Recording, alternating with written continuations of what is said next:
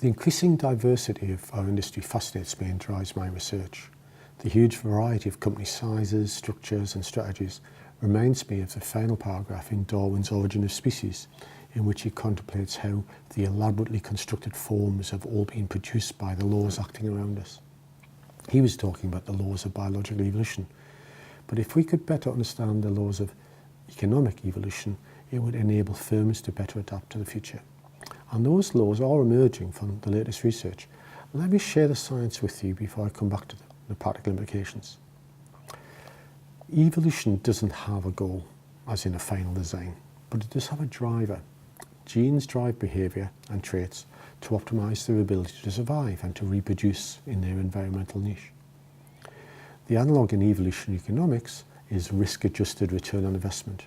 Firms adapt to optimise the balance between returns and risk in their given situation. The diversity within biological systems tells us that at a detail level, there are lots of different ways to optimise survival and reproduction. But within that complexity, we can see a number of fundamental choices being made by evolution. Vertebrate versus invertebrate, oviparous versus viviparous, eukaryote versus prokaryote, for example. Each of these are evolutionary choices about the best way to survive and reproduce. Can we identify similar evolutionary choices in the life sciences industry? Well, it's beginning to look like it. If we look at the innovative part of the sector in particular, the cost of innovation and the associated risks makes it especially important to make the optimal choice, and my research reveals 3 big choices being made. The first of these big choices is between incremental and discontinuous innovation.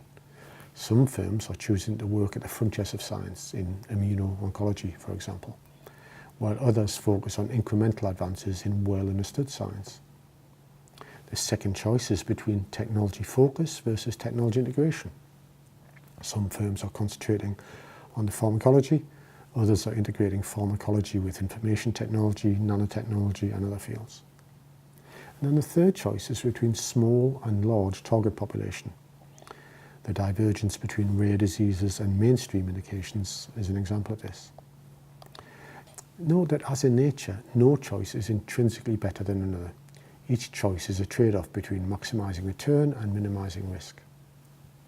Only the environment can decide what choice or set of choices is the fittest, and it does that on a case-by-case basis. We can see this mechanism working in real time when, for example, an incremental innovator fails to get market access approval, or when a highly innovative therapy fails expensively in late-stage development.